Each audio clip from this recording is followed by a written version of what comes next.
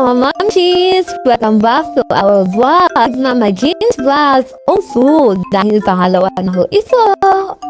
Ayan, let's check the time.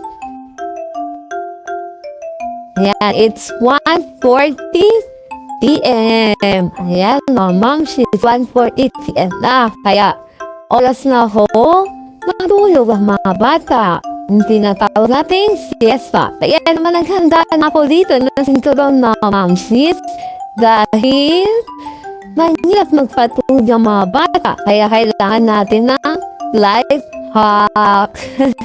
Ayan, may hanger pa nga. O, yan, medyo matigas kaya medyo masakit yan. Ayan, sinelas. Ayan, lagi kong ginagamit sa akin ng nanay ko nung bata. Oh, at ito naman, malising din. Ayan, kung nagkakabulan kami ng nanay ko. Ayan naman. Ito ang sa lahat. Ang walis lambo. O, diba? Ayan, magpapagpunan na tayo ng mga bata, mga mamshis. Epekto kaya. Pasok na, mga minions. Kasi mga anak pala.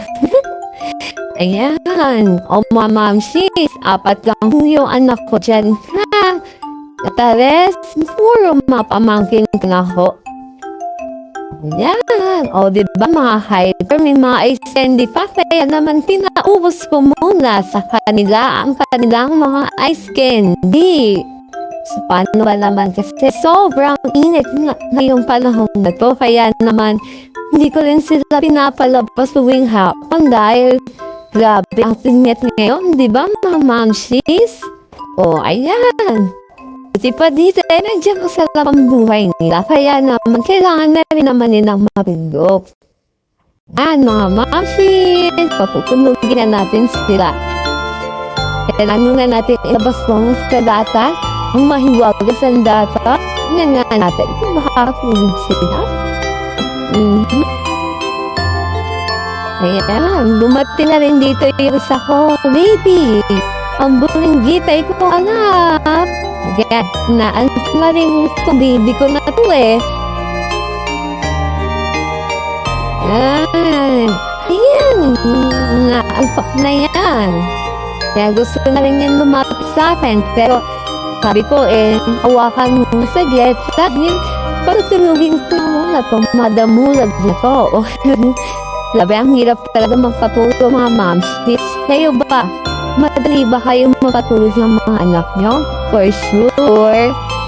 Dahil kung ganito naman karami yung mga papatulugin mo, eh nako naman. Ewan ko na lang. O diba, umikla pa ako, napahiga pa ako para lang matulog sila. Pero parang wala epekto. Yan, lalaro lang sila. Ako, siguro inabot kami dito ng mga isang oras bago ko sila magpatulog.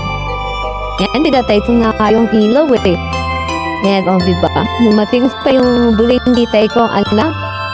Ako, iyak din siya na iyak. Kaya naman, kailangan ko rin tutulugin. Yan. Sobrang nakaka-stress, diba, ma'am hamsis? Dalaga. Wala tayo magagawa kung di gawin at yung pala ng ating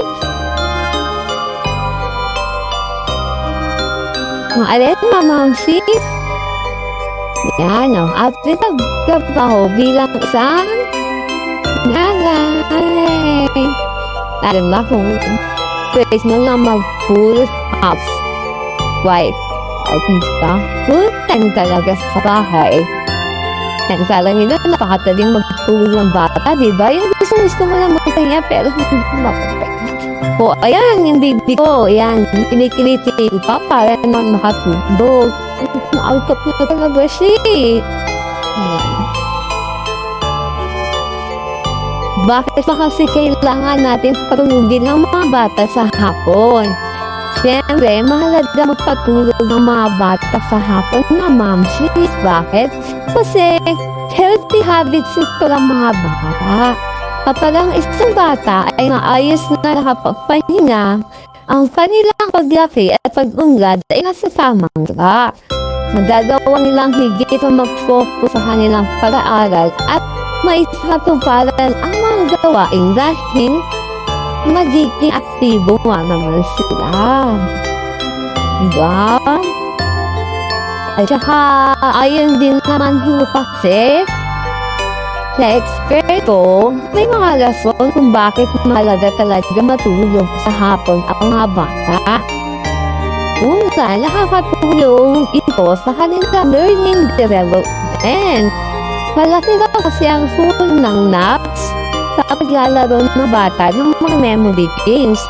Nakakapagpahinga kasi ang kanilang utak at nade-develop para mag-sharp ang memorization nila. Tapos, nagpapag-improve ang kanilang mood. Ayan. Kapag alaman sa mga pag-aaral din kasi na ang mga may edad na 2 taon na hindi madalas matulog ay mas malungkot, anxious at malala ang reaksyon sa mga hindi inaasahang bagay. Pangatlo, mas magiging physically fit ang bata. Alaman na ang batang hindi nakakakuha ng tamang tulog ay nagtaas na tsansa ng obesity. Nagiging dahilan daw ito upang kumain sila ng marami dahil dama ng kanilang katawan ang pagkakabog. O ayan mga mamsi, sa wakas nakatulog din ang aking baby, o diba? Lalagyan pa dumidede. Ayan, sa atis yan nakapulog. Ang aking tanganay na Kuya Johan, nakatulog na rin.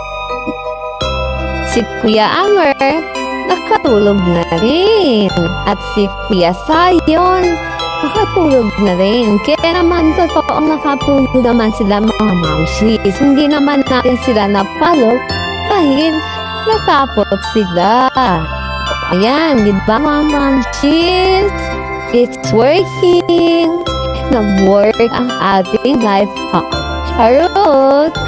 Ayan, isa lang ang hindi nakatulog dito mga mamsis dahil hindi lang talaga siya makakatulog kapag hindi mo tinarahan. Pero at the end naman mga mamsis, nakatulog din naman siya. After din ito, after pinabihan ka na rin naman siya. Ayan mga mamsis, bali ang score dito is 7/8. Ayun na mga mamsis, isa naman tayo ngayon. Ayan, nga naman tayo na palo. Kaya naman success sa ating research. Hantok nga ako, mamsis. Thank you for watching. Bye-bye. I love you. Yeah.